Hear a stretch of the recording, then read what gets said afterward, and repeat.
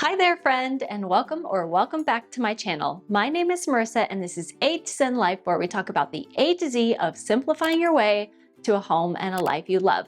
And if you're watching this video, I'm guessing that there's a good chance that you were never taught how to declutter and organize your stuff as a child, which means there's a 99.999 to infinity% chance that you're making at least one, if not more, of the 10 kids' closet organizing mistakes I'm sharing in today's video.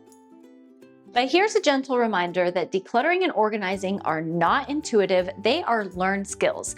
And if no one ever taught you those skills when you were growing up, how the heck would you know how to declutter and organize, let alone teach your kids how to do it? But don't worry, because as a former hoarder turned minimalist mom, I'm here to help you declutter and organize your kids' stuff today and teach you habits and systems that will allow you and them to maintain a tidy and clutter-free space going forward. And let's kick things off with mistake number 1 on this list, which is the incorrect order of operations. And what I mean by this is a lot of people start their decluttering and organizing efforts by going out and buying a bunch of baskets, bins, and fancy organizing containers. But that is the absolute worst way to start any decluttering or organizing project. The problem with this organization first mindset is that it's often a band-aid for the actual problem, which is having too much stuff in the first place. There's a popular saying in the minimalism community that talks about how most organizing is nothing more than well-planned hoarding.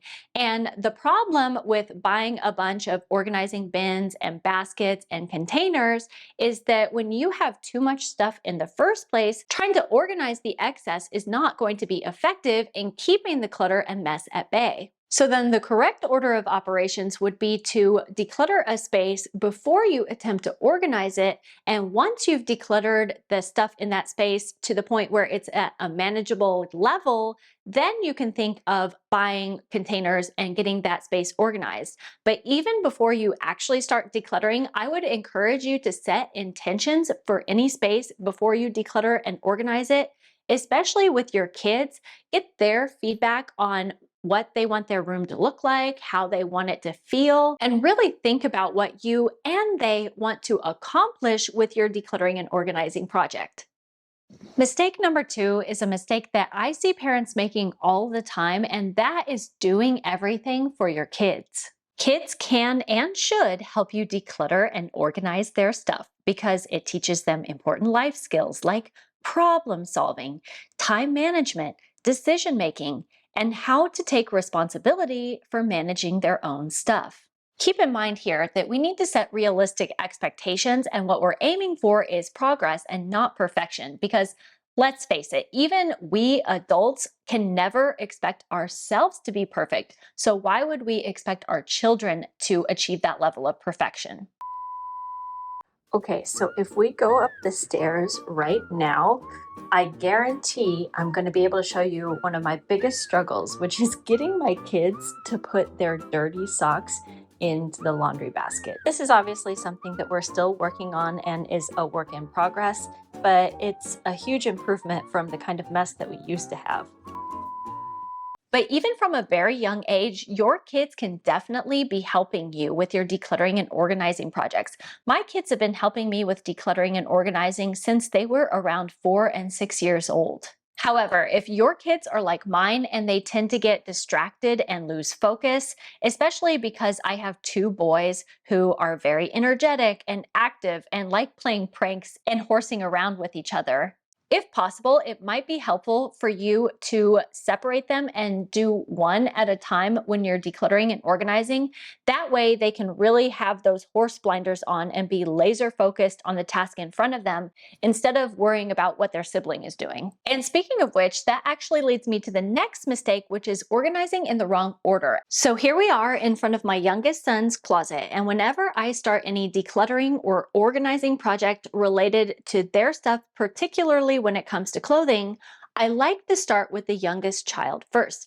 And the reason it makes sense to start with the youngest child first is because when you start with the youngest child, you know that those clothes are either going to be stored away for future children if you're still doing family planning, or you can get rid of them completely and get them out of your home by selling, donating, giving them away, or whatever your preferred method is. And then once you're done decluttering with your youngest, then you can move up to the child that is the next oldest in birth order in your home. So because I only have two children, that would mean that I would move to my oldest son. But then if you have multiple children, let's say you have three children, you would do the middle child's wardrobe next. And then if the clothes that they declutter are in good enough condition, then those clothes can be passed down to the younger sibling if the younger sibling wants them. Okay, you can put away this pile, and I'm going to take these clothes over here and we are going to pass them down to Didi. And then you just continue going with that in order until you've moved through the entire line of birth order to finish with the oldest child in the home. And sometimes if your kids are very close in age and size, you'll end up with duplicates and more items of clothing than you need. So for example, when we were decluttering sweaters, my youngest son ended up with way more sweaters than he needed because we tend to buy sweaters that were slightly oversized so that they would last several seasons. But when Big Brother hit a growth spurt and was ready to pass down his sweaters to his little bro, we ended up with a bunch of duplicates and too many extras. So in that case, I asked my son to separate out the ones that he liked best and the ones that had room for him to grow into, and we got rid of the rest. And that's actually a good segue into mistake number 4, which is not being ruthless enough when it comes to decluttering. Again, going back to what I mentioned at the beginning of this video, I think this is one of the worst mistakes that you can make when it comes to decluttering and organizing your kid's closet, because it's impossible to get it organized if you simply have too much stuff. And considering that studies have found that up to 70 to 80% of fully grown adults are stressed out and overwhelmed when they have too much clutter and mess, if too much stuff is stressful, overwhelming, and unmanageable for adults, then it's going to be even worse for kids. One study about the effect of clutter on kids found that toddlers who were given 4 toys versus 16 toys played with each toy for twice as long when given the fewer toy option and were more focused and creative with their play. Whereas with 16 toys, children became more easily distracted and moved quickly between toys without deep engagement. So when it comes to kids' toys and clothing, the minimalist rules of less is more and quality over quantity is actually backed by science. We got rid of 90% of our kids' toys and clothes when we first started decluttering around 10 years ago, and it was one of the best things we've ever done. And since then, even when my kids' closet and bedroom are at their most messy, neither they nor I get stressed out by it, because they and I know that the mess can be tidied up in 15 minutes or less, which means that they can spend more time being kids and I can spend less time cleaning up after them. So be ruthless when you're getting rid of stuff, and if you or your kids are beginners to decluttering, a good place to start is with easy wins. When it comes to clothes, look for the ones that are too worn out or too stained to wear, the ones that they have outgrown and don't fit anymore, or the ones that they just plain don't want to keep because they hate wearing them. Okay, so we were just going through the shorts, and these have an elastic waist. They actually belong to his brother, and we had them for several years.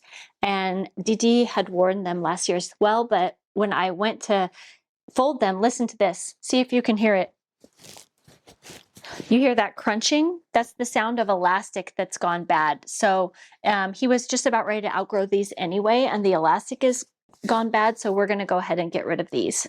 So this is an example of something that we have in duplicate because we got this belt along with the sword that went with this costume, but then the costume itself also came with a belt, so we don't need 2 white costume belts, so we're going to get rid of this one. One simple method I've been using for years to help my kids declutter their stuff is a reverse decluttering technique that I created called the SOS method of decluttering. S stands for set intentions, O stands for orienting between clear yeses and nos, and the last S stands for sorting the rest.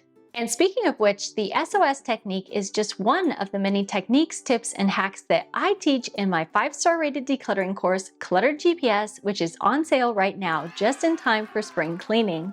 Because I learned the hard way that wanting to declutter is one thing, but knowing how to do it consistently without second guessing yourself, getting overwhelmed, or quitting halfway through is another thing altogether.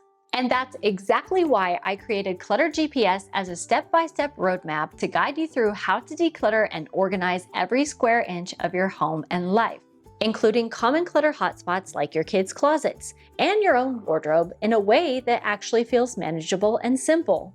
But Clutter GPS isn't just another decluttering course, because in the end, this isn't just about getting organized. It's about making space for the things that actually matter most to you and creating a home that supports you instead of stresses you out, especially in those times when life gets busy and hard. I have Clutter GPS students who are moms of multiple kids, some of them with special needs.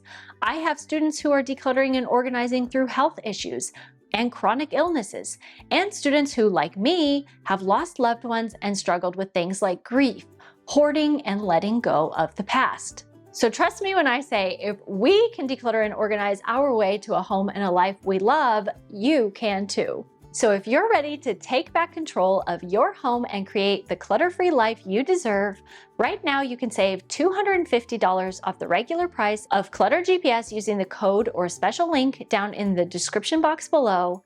And along with your purchase, you'll get hundreds of dollars in bonuses, like my 50-page minimalist budget bundle and a private member support group. I can't wait to see how much you and I can accomplish together if you decide to sign up for my course. Now on to the rest of the organizing mistakes, including number 5, which is not having a system for sorting clutter as you go. Of course, this is a helpful strategy for adults as well, but especially with kids, it's good to have a clear system for sorting things as you go. So whenever you're tackling a decluttering and organizing project, be sure to prepare some boxes, bins, baskets, or trash bags in advance. And if your kids are young or learning how to read, you might even find it helpful to label the boxes, bins, and baskets so they know what goes where when they're sorting through everything. So during our last declutter and organizing session, the boxes and bags that we had included a bag for trash and recycling, which I just had my kids put stuff in that they no longer wanted, and then later I took downstairs and sorted through it into the appropriate receptacle. I also had a white laundry basket that we used to place things that we wanted to rehome, such as the Pokemon cards that my youngest son decided that he no longer wanted. Then I had some gray felt bins that I was going to use once we were done decluttering to organize my kids' closet, but in the meantime, we used it to put items that needed to be rehomed within our house, such as books and toys that needed to be taken to their appropriate place in the living room and playroom, respectively.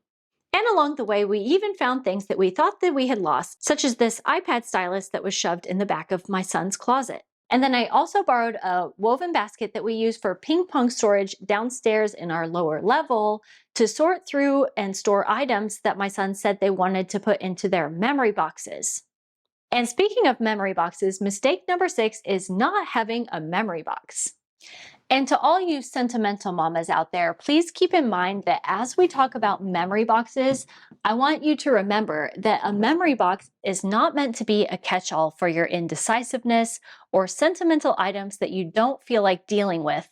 Because as a former emotional hoarder, I learned the hard way that an inability to let go of sentimental items is a good way to keep yourself miserable and stuck in the past. Because when you treat everything as if it were special, then nothing is truly special. So remember, as you're going through your kids' keepsakes and deciding what stuff is worth going into their memory box, the things that they keep should be the most special of their sentimental keepsake, the things that they have important connections to and want to remember, or that represent important growth or learning milestones, but that they don't necessarily want banging around in a junk drawer or put on a bookshelf or on display in their bedroom for the entire world to see. So my sons and I actually did a project in the past where we created custom memory boxes from some old wood crates that my husband had lying around the house. But when we moved back from Germany, we were worried that those would get ruined when we moved overseas. So we ended up leaving the boxes behind. And instead, what I purchased when we moved here is this plastic bin from IKEA that is called the Kugis bin, and it comes with an inner compartment that you can use to store those small things, those little treasures, and have a nice lid on top so that everything is nice and protected. Another kid's organizing mistake is expecting everything to be folded. And I think that this can depend a lot on your kid's age and their personality and what kind of dressers or closets or organization setups that you already have in your home. And of course, I want you to work with what you already have as best you can. But as for my kids, even though we have shelves and I could have little boxes for them to nicely fold and put things away, they don't always have the time or patience for that. And I want to give them a system that helps them still be able to put things away successfully, but also quickly so that they can get back to doing what they want to do. Now, when it comes to their sweaters and t-shirts, we use hangers to store those items. But as far as their pants and shorts, what I've done is I've used bins now in their closet so that whenever I've done laundry and I put their stuff into the laundry basket and send it upstairs with them, all they have to do is pull out the bin and drop in their shorts and pants and then slide the bin back into place and they're done. That's all it takes. So far, my kids really seem to be liking this drop box bin system for their pants and shorts and underwear and socks and pajamas. But when it comes to hanging t-shirts and sweaters, there's another mistake that I myself made in the past, which is using the wrong hangers for their clothes.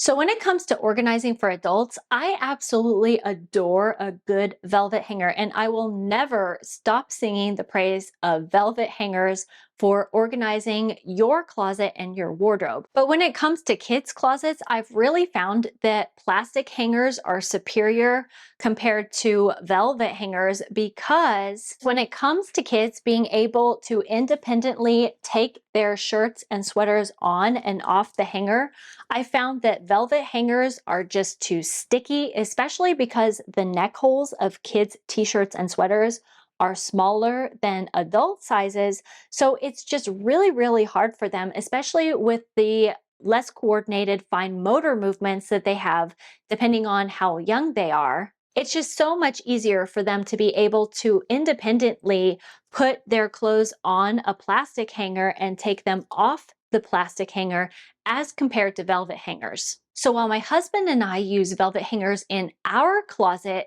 in my kids' closet, I exclusively use plastic hangers nowadays, except for the one exception that I make, which is the wearable blankets that I got my kids for Christmas, because I got them in an oversized size that will allow my kids to grow into them and even can be worn by teenagers. And because of that, because the neck hole is quite large, it can slip off of these plastic hangers easily. And so I found that velvet hangers work much, much better for this item in my kids' closet.